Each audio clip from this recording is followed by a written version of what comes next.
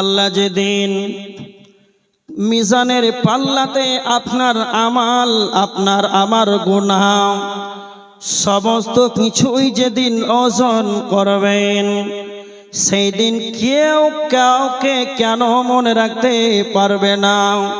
কোরআনে একটি সূরা আছে আম্মা পারা 30 পারা, সূরাটার নাম হলো কারিয়া। আল্লাহ সুবহানাহু ওয়া তাআলা বলেছেন, ফাআম্মা মান সাকালাত মাওয়াজিনুহু ফাহুয়া ফি ঈশাতির রাজিয়া। যার নেকির ওজনটা পাল্লাটা যার ভারী হয়ে যাবে, ফাহুয়া ফি ঈশাতির রাজিয়া, আল্লাহ বলেছেন তখন তার জীবনটা যেন সুখীময় হয়ে যাবে, তার জীবনটা সুখীময় জীবনটাকে কাটাবে। কিন্তু নাম্বার 2, আম্মা মান খাফাত মাওয়াজিনুহু ফাউম্মুহু হাবিয়া ওয়া মা আদরাকা মা হিয়া নারুন হামিয়া। আল্লাহ বলেছেন যার নেকির পাল্লাটা হালকা হয়ে যাবে, যার পাপটা যখন বেশি হয়ে যাবে, তার কি অবস্থা হবে? আল্লাহ সুবহানাহু ওয়া তাআলা বলেছেন, ওয়া আম্মা মান খাফাত মাওয়াজিনুহু ফাউম্মুহু হাবিয়া, তার যখন হালকা হয়ে যাবে তার পাল্লাটা, তার যেদিন ওজনটা যেদিন নেকির কম হয়ে যাবে, ফাউম্মুহু হাবিয়া, তার ঠিকানা হবে হাবিয়া। আল্লাহ বলছেন ওয়া মা আদরাকা মা হিয়া, আপনি কি জানেন হাবিয়া কি? নারুন হামিয়া, সেইটাই হলো প্রজ্বলিত আগুন।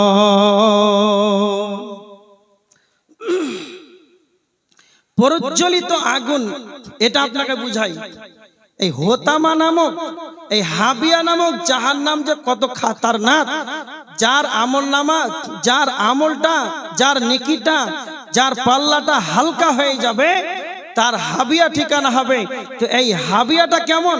তো আল্লাহ বলছেন ওয়া মা আদরাকা মাহিয়া, হে নবী আপনি কি জানেন এই হাবিয়া কি? নারুন হামিয়া, সেটা হচ্ছে প্রজ্বলিত আগুন। এবার দেখেন প্রজ্বলিত আগুনটা কেমন।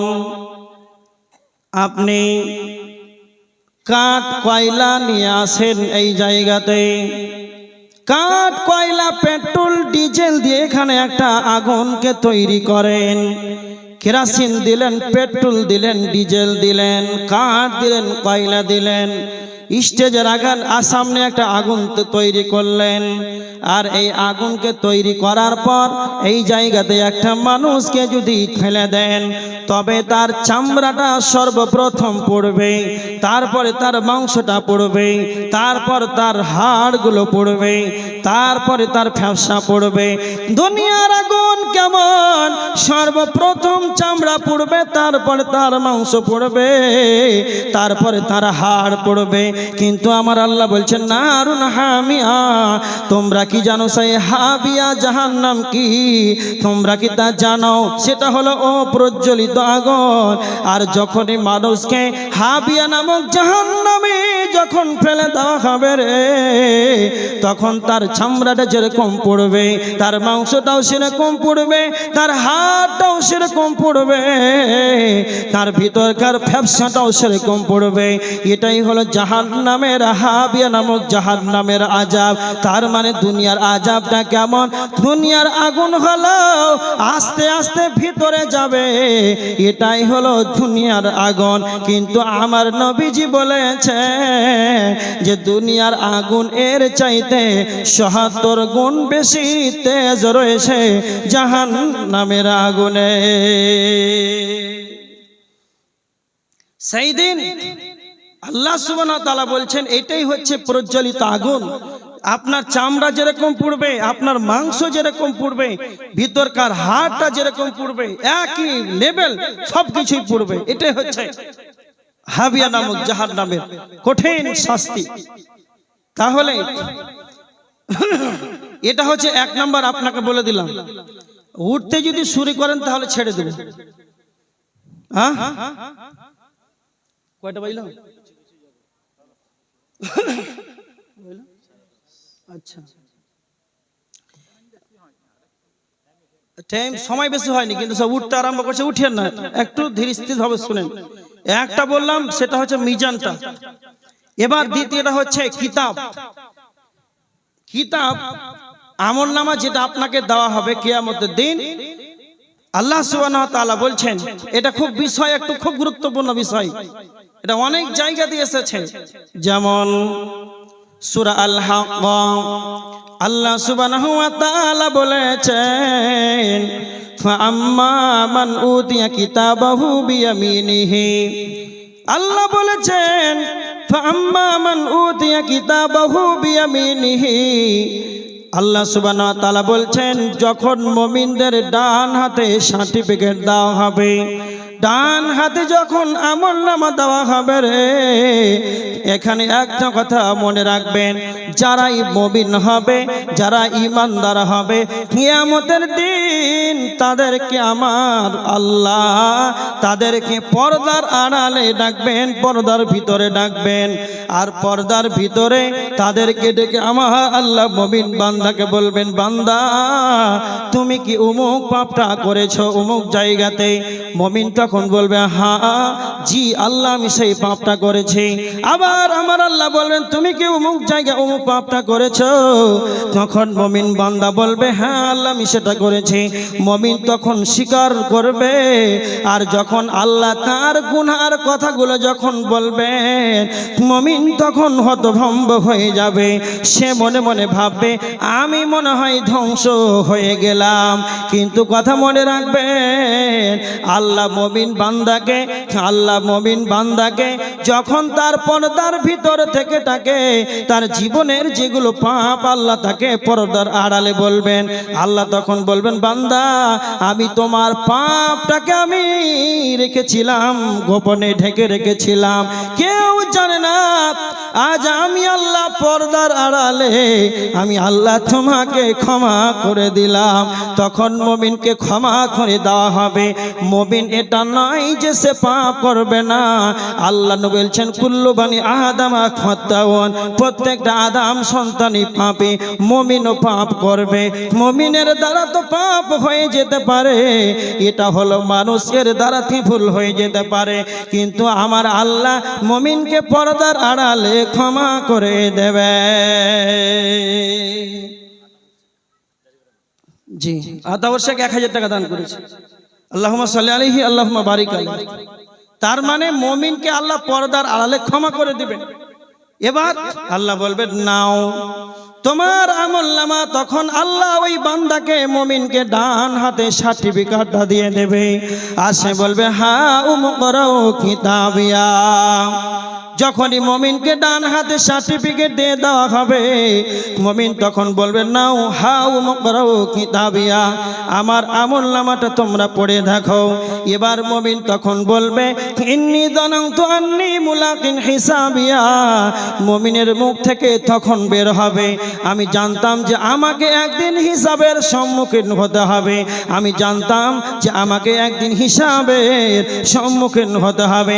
দুনিয়াতে যখন আমি চলাফেরা করেছিলাম, আমি রাস্তাঘাটে যখন চলাফেরা করেছিলাম, তখন আমি এটাই জানতাম, আমি যখন ব্যবসা বিজনেস যখন করেছিলাম, আমি এতটাই জানতাম যে আমাকে একদিন হিসাবের সম্মুখীন হতে হবে। আল্লাহর নবীর কাছে এক সাহাবী এসে প্রশ্ন করলেন, ইয়া রাসূলুল্লাহ। আনসারীদের এক ব্যক্তি এসে রসুলকে প্রশ্ন করলেন। এটা আছে ইবনে মাজাহ শরীফের হাদিস 4259 নম্বর হাদিস। আল্লাহ রসুলকে এসে প্রশ্ন করলেন, আল্লাহর নবী, ফাআইয়ুল মুমিনিনা আকিয়াস, আপনি বলেন সব চাইতে বুদ্ধিমান মুমিনকে? তখন আল্লাহ রসুল বললেন, আকসারুহুম লিল মাউতি যিকরা, যে ব্যক্তি বেশি বেশি করে মরণকে স্মরণ করবে সেই ব্যক্তি হলো বুদ্ধিমান মুমিন। দ্বিতীয়বার নবীজি বলছেন যে দুনিয়াতে থাকতে পরকালের জন্য প্রস্তুতি গ্রহণ করবে। আমার পরকালে কি হবে আমি যেদিন দুনিয়াতে যখন মারা যাব আমার কোনো কিছুই কাজ দেবে না। আল্লাহ নবী তো বলেছেন, হ্যাঁ আমার উম্মত তোমরা তো মাল মাল মাল করছো, কিন্তু তোমরা কি তা জানো তোমাদের মাল কয়টি? নবীজি বলেছে তোমাদের মাল হলো তিনটি। আল্লাহ নবী বলছেন যেটা তুমি খাও সেটা তোমার মাল, আর যেটা তুমি পরিধান করো সেটা তোমার মাল, আর তুমি যেটা আল্লাহর রাস্তায় দান করবে সেটা তোমার মাল। যেটা তুমি খাও এর রেজাল্ট হলো পায়খানা, যেটা তুমি পরিধান করো সেটা তোমার পোশাক, এটা তোমার রেজাল্ট হলো পুরাতন। এই পুরাতন পোশাকের কেউ ভাগ নেবে না, তোমার পায়খানার কেউ ভাগ নেবে না। আর তুমি যেটা আল্লাহর রাস্তায় খরচা করবে, দান করবে, যেদিন তুমি মারা যাবে সেদিন তুমি আমাল নিয়ে কবরে যাবে। তুমি তো ভাববে যে পরকালে আমি এগুলো বদলা পেয়ে যাব। তার মানে যখন আপনি কিয়ামতের ময়দানে আল্লাহর নবী বলেছেন যেটা তুমি দুনিয়াতে দান করবে এটা হলো তোমার মাল, সেই কিয়ামতের দিন এটা হলো দারুল জাযা, সেটা হলো বদলা দেওয়ার দিন। আপনি আপনার দান দেওয়া মাল আল্লাহর নিকটে তাহা বদলা পাবেন কিয়ামতের দিন। পৃথিবীর বুকে যা আমল করেছেন, যা কিছু দান করেছেন, কিয়ামতের দিন আপনার কেউ কিছু ভাগ নেবে না, একটা নেকিও কেউ নিতে পারবে না। এটাই হলো আপনার মাল। এবার নবীজি বলছেন দুনিয়াতে থাকতে পরকালের জন্য সে প্রস্তুতি গ্রহণ করবে। যেদিন আমি মারা যাব আমার পৃথিবীর যত টাকা পয়সা, পাউন্ড রিয়েল, সোনা দানা, হিরে মণি মানিক্য, গাড়ি বাড়ি যা কিছু আছে রে, সমস্ত কিছু আমার ছেলে মেয়ে সমস্ত কিছুই ভাগ বন্টন করে নেবে। আমি দান করব, এটা আমি আখিরাতে পাবো। তো সে হিসাবের সম্মুখীন করবে যে আমাকে একদিন মালের মালিক আমি হয়ে আছি, আমাকে একদিন মালের হিসাব দিতে হবে। আল্লাহ নবী বলছেন তোমরা কি জানো আমার উম্মতের ভিতরে সব চাইতে মানুষ জাহান্নামে যাবে কিসের ফিতনাতে? মালের ফিতনাতে মানুষই বেশি জাহান্নামে যাবে, মালের ফিতনাতে পড়ে যাবে। যখনই তার চারতলা বাড়ি হয়ে যাবে, যখনই তার অ্যাকাউন্টে কোটি টাকা হয়ে যাবে, যখনই তার পকেটে ব্যালেন্স মোটা হয়ে ঢুকবে, তখন আল্লাহকে ভুলে যাবে, তখন সন্তানকে যখন পেয়ে যাবে আল্লাহর জিকির আজকার ভুলে যাবে, আল্লাহর মসজিদে ঢুকবে না। যখন এদের কাছে মাল চলে আসবে রে, এই মালের কারণে ইবাদতে এদের মনোযোগ লাগবে না। এই মাল এমন একটা ফিতনা, এই মাল ফিতনার কারণে অনেক মানুষ মালের হিসাব না দেওয়ার কারণে কিয়ামতের দিন জান্নাতে যেতে পারবে না। যতক্ষণ আপনার কাছে মাল আছে, যতক্ষণ আপনার মালের হ্যান্ডেলটা আপনার কাছে রয়েছে, মন চাইবে আপনি মসজিদে, মন চাইবে মাদ্রাসায় দান করে পরকালের জন্য কিছু করে নেন, কারণ আপনাকে একদিন হিসাবের সম্মুখীন হতে হবে। এই ব্যক্তিটি মুমিন সেদিন বলবে ইন্নী যানানতু আন্নী মুলাকিন হিসাবিয়া, আমি জানতাম যে আমাকে একদিন হিসাবের সম্মুখীন হতে হবে। বেঈমানকে এবার দেখেন, বেঈমানকে আল্লাহ সুবহানাহু ওয়া তাআলা সূরা হাক্কার ভিতরে আল্লাহ বলেছেন ওয়া আম্মা মান উতিয়া কিতাবাহু বিশিমালিহি ফায়াকুলু ইয়া লাইতানি লাম উতা কিতাবিয়া ওয়া লাম আদরি মা হিসাবিয়া। বেঈমানকে যখন তার আমলনামা যখন দেওয়া হবে পিঠের দিক থেকে, ওয়া আম্মা মান উতিয়া কিতাবাহু ওয়ারা আযহারি, এটা সূরা ইনসিকাকের ভিতরে এসেছে। আল্লাহ বলছেন বেঈমানদেরকে পিঠের দিক থেকে, পিছন দিক থেকে, বাম হাতে সার্টিফিকেট দেওয়া হবে। আল্লাহ বলেছেন তখন বেঈমানেরা বলবে ইয়াকুলু ইয়া লাইতানি লাম উতা কিতাবিয়া, আমার যদি হিসাব, আমার যদি আমলনামাটা যদি না দেওয়া হতো, ওয়ালাম আদরি মা হিসাবিয়া, আমার যদি হিসাবটা যদি না নেওয়া হতো তাহলে আমার যেন কতই ভালো হতো। বেঈমানদেরকে যখন বাম হাতে সার্টিফিকেট যখন দেওয়া হবে রে, তখন সে নিজেকে এতই খারাপ মনে করবে, তখন সে নিজেকে মরণকে আহ্বান করবে। যখনই বেঈমানদের পিঠের দিক থেকে, পিছন দিক থেকে যখন আমলনামা দেওয়া হবে, তাদের মুখের একটাই ভাষা ইয়া লাইতাহা কানাতিল কাদিয়া, আমার মরণটাই যদি দুনিয়াতে শেষ হয়ে যেত, আমার মরণটাই যদি চূড়ান্ত হয়ে যেত। একটা কথা মনে রাখবেন, বেঈমানদেরকে যখন, কাফেরদেরকে যখন পিঠের দিক থেকে বাম হাতে সার্টিফিকেট দেওয়া হবে, তখন তারা কয় জায়গাতে আফসোস করবে। কিয়ামতের দিন তারা শুরু করবে নাম্বার 1, তারা নিজেকে মরণকে আহ্বান করবে। 1 নাম্বার হলো সেই দিন বেঈমানেরা সেদিন বলবে, ইয়া লাইতাহা কানাতিল কাদিয়া, আমার মরণটা যদি চূড়ান্ত হয়ে যেত, আমাকে কিয়ামতের ময়দানে যদি উঠা না লাগতো, এটা তার আফসোস করবে। নাম্বার 2, আল্লাহ সুবহানাহু ওয়া তাআলা বলেছেন সূরা নাবার 40 নম্বর আয়াত, সূরা নাবার শেষ অংশ এটা।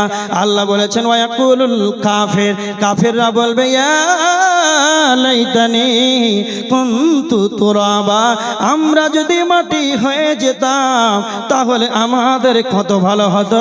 বেঈমানেরা তাদের মুখ দিয়ে এগুলো কথা বের হবে। এবার দেখেন বেঈমানেরা কি বলবে। সেদিন তাদের পিঠের দিক থেকে আমলনামা দেওয়া হবে।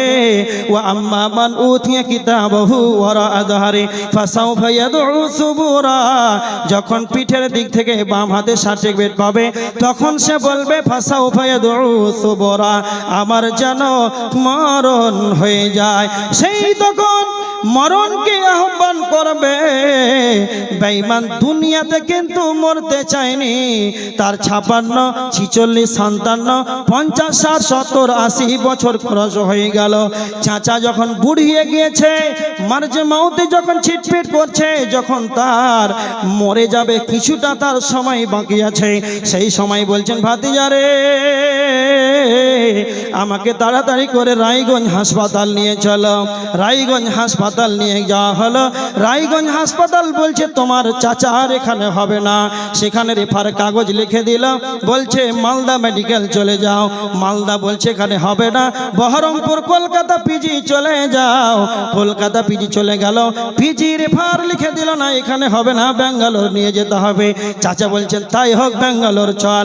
এই প্লেনের টিকিট করে চাচা রায়গঞ্জ থেকে মালদা, মালদা থেকে কলকাতা থেকে ব্যাঙ্গালোর পর্যন্ত যায়।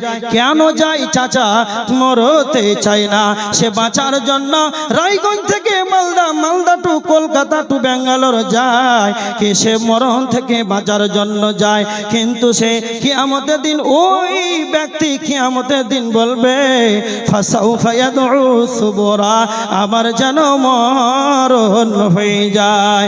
ওই ব্যক্তি আবার মরণকে আহ্বান করবে।